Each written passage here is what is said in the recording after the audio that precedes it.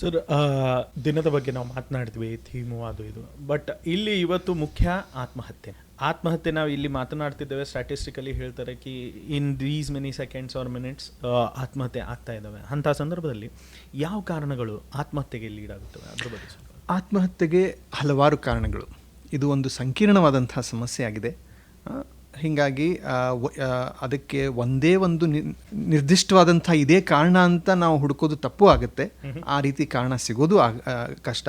ಇದಕ್ಕೆ ಒಬ್ಬ ವ್ಯಕ್ತಿ ಆತ್ಮಹತ್ಯೆ ಮಾಡ್ಕೊಳ್ಳಿಕ್ಕೆ ಆ ಕಾಲದಲ್ಲಿ ಅವತ್ತು ಅವನಿಗೇನು ಪ್ರೇರಣೆ ಸಿಕ್ತು ಅಥವಾ ಏನು ಕಾರಣ ಆಯಿತು ಅದು ಒಂದಾದರೆ, ಅದ್ರ ಹಿಂದ್ಗಡೆ ಅಂದರೆ ಎಷ್ಟೋ ದಿನಗಳಿಂದ ಎಷ್ಟೋ ತಿಂಗಳುಗಳಿಂದ ನಡೀತಾ ಇರುವಂಥ ಘಟನೆಗಳಾಗಲಿ, ಅವನ ಒಂದು ಮಾನಸಿಕ ಸ್ಥಿತಿ ಆಗಲಿ, ಅದೆಲ್ಲ ಅದ್ರ ಮೇಲೆ ಪರಿಣಾಮ ಬೀರಿರ್ತದೆ. ಆ ವ್ಯಕ್ತಿಯ ಒಂದು ಹೆಜ್ಜೆ, ಅವನಿಟ್ಟಂಥ ಹೆಜ್ಜೆ ಮೇಲೆ, ಆತ್ಮಹತ್ಯೆ ಮಾಡ್ಕೊಳ್ಳೋಂಥ ಅವನ ನಿರ್ಧಾರದ ಮೇಲೆ. ಈಗ ನಾವು ಕಾರಣಗಳ ಬಗ್ಗೆ ಮಾತಾಡಬೇಕಾದ್ರೆ ಸ್ಥೂಲವಾಗಿ ನಾವು ಜೈವಿಕ, ಮಾನಸಿಕ ಮತ್ತು ಸಾಮಾಜಿಕ ಕಾರಣ ಅಂಥೇಳಿ ನಾವು ಗುರುತಿಸ್ತೀವಿ. ಜೈವಿಕ ಅಂತಂದರೆ ಆತ್ಮಹತ್ಯೆ ಕೂಡ ಈಗ ನಾವು ಹೆಂಗೆ ಶುಗರು, ಅದು ನಾವು ವಂಶಾವಳಿ ಅಂತ ಹೇಳ್ತೀವಿ. ನಮ್ಮ ತಂದೆಗೂ ಶುಗರ್ ಇತ್ತು, ನನಗೂ ಜಲ್ದಿ ಬಂತು, ನಮ್ಮ ಮನೆಯಲ್ಲಿ ಎಲ್ಲರಿಗೂ ಥೈರಾಯ್ಡ್ ಇದೆ. ಈ ರೀತಿ ಆತ್ಮಹತ್ಯೆ ಕೂಡ ಕೆಲವೊಮ್ಮೆ ವಂಶಾವಳಿಯಾಗಿ ಬರಬಹುದು. ಹೌದು. ಸೊ ಕೆಲವೊಂದು ಇದು ರಿಸರ್ಚಿಂದ ಇದು ಖಚಿತವಾದಂಥ ಒಂದು ಇದು ಸತ್ಯ. ಕೆಲವೊಂದು ಕುಟುಂಬಗಳಲ್ಲಿ ಆತ್ಮಹತ್ಯೆ ಪ್ರವೃತ್ತಿ ಬಹಳಷ್ಟು ಜನರಲ್ಲಿ ಕಂಡು ಬರ್ತಾ ಇದೆ. ಕಂಟಿನ್ಯೂ ಮಾಡೋಣ. ಕರೆಯೊಂದು ಬರ್ತಾ ಇದೆ. ಹಲೋ, ನಮಸ್ಕಾರ. ಹಲೋ, ಹಾಂ ನಮಸ್ಕಾರ ರೀ. ನಮಸ್ಕಾರ, ತಮ್ಮ ಹೆಸರು? ನನ್ನ ಹೆಸರು ರೂಪಾ ಅಂತ. ಎಸ್, ರೂಪಾ ಅವರೇ, ವೈದ್ಯರೊಂದಿಗೆ ಮಾತನಾಡಿ ಪ್ರಶ್ನೆಯನ್ನ ಕೇಳಿ. ನಮಸ್ಕಾರ ಸರ್. ನಮಸ್ಕಾರ ಅಮ್ಮ, ಹೇಳಿ. ಸರ್, ಏನಾಗುತ್ತೆ ಅಂದ್ರೆ ಕೆಲವೊಂದ್ಸತಿ ಇವಾಗ ಸೂಸೈಡ್ ಮಾಡ್ಕೋಬೇಕು ಅಂತೇಳಿ ಒಂದು ಥಾಟ್ ಬರುತ್ತೆ.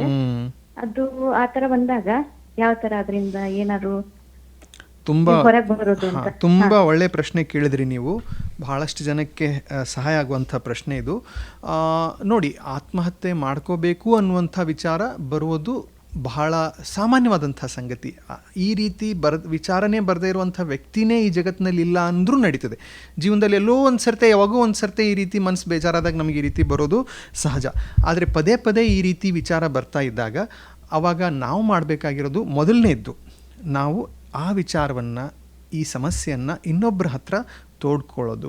ಇನ್ನೊಬ್ಬರ ಮುಂದೆ ಈ ರೀತಿ ನನಗೆ ಈ ರೀತಿ ವಿಚಾರಗಳು ಬರ್ತಾ ಇವೆ ಅಂತ ಹೇಳ್ಕೊಳ್ಳೋದು. ಎಷ್ಟೋ ಜನ ಇಲ್ಲೇ ಎಡೋದು, ಅವ್ರು ಹೇಳ್ಕೊಳ್ಳೋದಿಲ್ಲ, ಮನಸ್ಸಲ್ಲೇ ಇಟ್ಕೊಂಡು ಕೊರಗ್ತಾ ಇರ್ತಾರೆ. ಹೇಳ್ಕೊಳ್ಳೋದ್ರಿಂದ ಒಂದು, ಇನ್ನೊಬ್ಬರ ಸಾಂತ್ವನ ಸಿಗ್ತದೆ. ಎರಡನೇದ್ದು, ಯಾವ ಕಾರಣಕ್ಕಾಗಿ ನೀವು ಆತ್ಮಹತ್ಯೆ ಬಗ್ಗೆ ವಿಚಾರ ಬಂತೋ ಆ ಕಾರಣಕ್ಕೆ ಏನೋ ಒಂದು ಸಮಾಧಾನ ಸಿಗ್ಬೋದು, ಏನೋ ಒಂದು ಸೊಲ್ಯೂಷನ್ ಸಿಗ್ಬಹುದು. ಹೇಳ್ಕೊಳ್ಳೋದು ಬಹಳ ಮುಖ್ಯ, ಮೊದಲನೇದ್ದು. ಎರಡನೇದ್ದು, ನಾವು ಕೂಡ ವಿಚಾರ ಮಾಡಬೇಕಾಗುತ್ತೆ. ಈಗ ಯಾವ ಕಾರಣಕ್ಕೆ ನೊಂದು ನಾವು ಆತ್ಮಹತ್ಯೆ ಮಾಡ್ಕೋಬೇಕು ಅಂತ ಆ ವ್ಯಕ್ತಿಗೆ ಅನ್ನಿಸ್ತಾ ಇದೆಯಲ್ಲ, ಆ ಕಾರಣ ಜೀವ ಕೊಡುವಷ್ಟು ದೊಡ್ಡದಾ ಅನ್ನುವಂಥ ಒಂದು ವಿಚಾರ ನಾವು ಮಾಡಬೇಕಾಗುತ್ತೆ. ಯಾಕಂದರೆ ನಾವು ಭಾವನಾತ್ಮಕವಾಗಿ ವಿಚಾರ ಮಾಡಿದಾಗ ನಮಗೇನು ಸತ್ಯ ಗೋಚರ ಆಗೋದಿಲ್ಲ. ಆದರೆ ನಾವು ಒಂದು ಸ್ವಲ್ಪ ಮನಸ್ಸನ್ನು ಶಾಂತ ಮಾಡಿಕೊಂಡು, ನಮ್ಮ ಭಾವನೆಗಳನ್ನು ಕಂಟ್ರೋಲ್ ಮಾಡ್ಕೊಂಡು ವಿಚಾರ ಮಾಡಿದಾಗ ನಮ್ಗೆ ಗೊತ್ತಾಗ್ತದೆ, ಜೀವವನ್ನು ಕಳ್ಕೊಳ್ಳೋಷ್ಟು ದೊಡ್ಡ ಸಂಗತಿ ಜಗತ್ತಿನಲ್ಲಿ ಯಾವುದೂ ಇಲ್ಲ. ಜೀವಕ್ಕಿಂತ ಮುಖ್ಯವಾದ ಸಂಗತಿ ಯಾವುದೂ ಇಲ್ಲ. ಅದು ನಿಮ್ಮ 10th ಮಾರ್ಕ್ಸ್ ಆಗಿರಬಹುದು, ನೀವು ಕಳ್ಕೊಂಡಿರುವಂಥ ಪ್ರೇಯಸಿ ಆಗಿರಬಹುದು, ನೀವು ಕಳ್ಕೊಂಡುವಂಥ ಆಸ್ತಿ ಆಗಿರಬಹುದು, ನೀವು ನಿಮಗೆ ಮೋಸ ಮಾಡಿರುವಂಥ ನಿಮ್ಮ ಮಿತ್ರರು ಅಥವಾ ನಿಮ್ಮ ಪರಿವಾರದವರಾಗಿರ್ಬೋದು, ಅಥವಾ ಆರೋಗ್ಯದ ಸಮಸ್ಯೆನೇ ಆಗಿರಬಹುದು. ಜೀವವನ್ನೇ ಕಳ್ಕೊಳ್ಳುವಂಥ ದೊಡ್ಡ ಸಮಸ್ಯೆ ಇವು ಯಾವುವೂ ಅಲ್ಲ.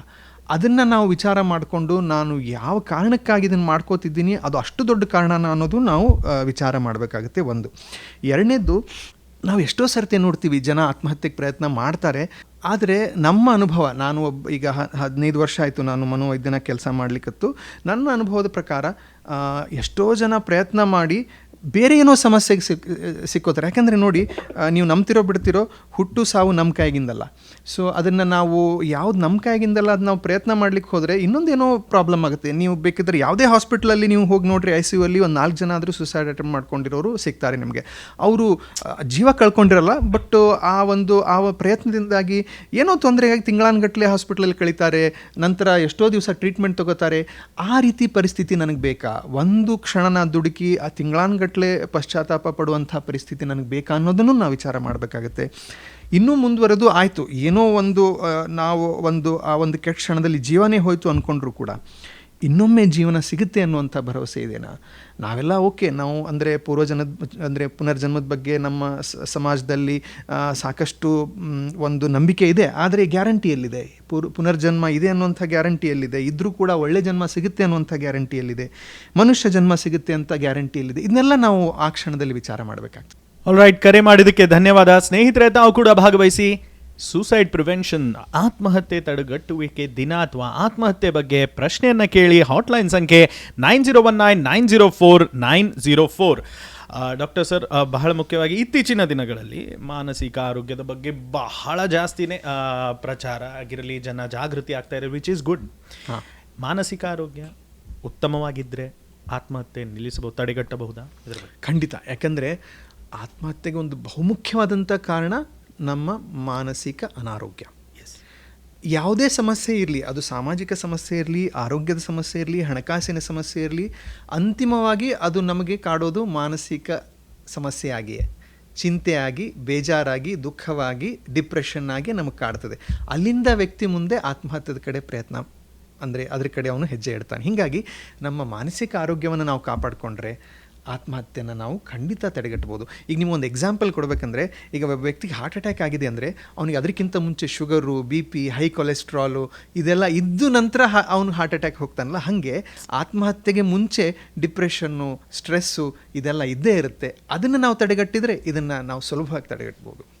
ಸರ್, ಆತ್ಮಹತ್ಯೆಗೆ ಸಾಮಾನ್ಯವಾಗಿ ಜನ ಹೇಳ್ತಾರೆ, ನನಗೆ ಜಾಸ್ತಿ ಟೆನ್ಷನ್ ಕೊಡಬೇಡ, ಬಿಟ್ಟು ಹೋಗ್ಬಿಡ್ತೇನೆ, ಇದು ಅದು ಅಂತ. ಸರ್, ಆತ್ಮಹತ್ಯೆ ಮಾಡ್ಕೋಕ್ಕಿಂತ ಮುಂಚೆ ಅವರಲ್ಲಿ ಏನಾದರೂ ಬಿಹೇವಿಯರಲ್ ಚೇಂಜಸ್ ಆಗುತ್ತಾ? ಖಂಡಿತ ಕೇಳ್ಪಟ್ಟಿದ್ದೇನೆ, ಸೈಲೆಂಟ್ ಆಗಿಬಿಡ್ತಾರೆ, ಶಾಂತ. ಹೌದು, ಖಂಡಿತ. ಇಲ್ಲಿ ಮುಂಚೆ ಅದಕ್ಕಿಂತ ಮುಂಚೆ ಒಂದು ಸ್ವಲ್ಪ ನಾವು ಒಂದು ಆತ್ಮಹತ್ಯೆ ಬಗ್ಗೆ ಕೆಲವೊಂದು ಮಾಹಿತಿಯನ್ನು ನಾವು ಅರ್ಥ ಮಾಡ್ಕೋಬೇಕಾಗುತ್ತೆ. ಆತ್ಮಹತ್ಯೆಯಲ್ಲಿ 2 ವಿಧ. ಒಂದು ಇಂಪಲ್ಸಿವ್ ಅಂತೀವಿ ನಾವು.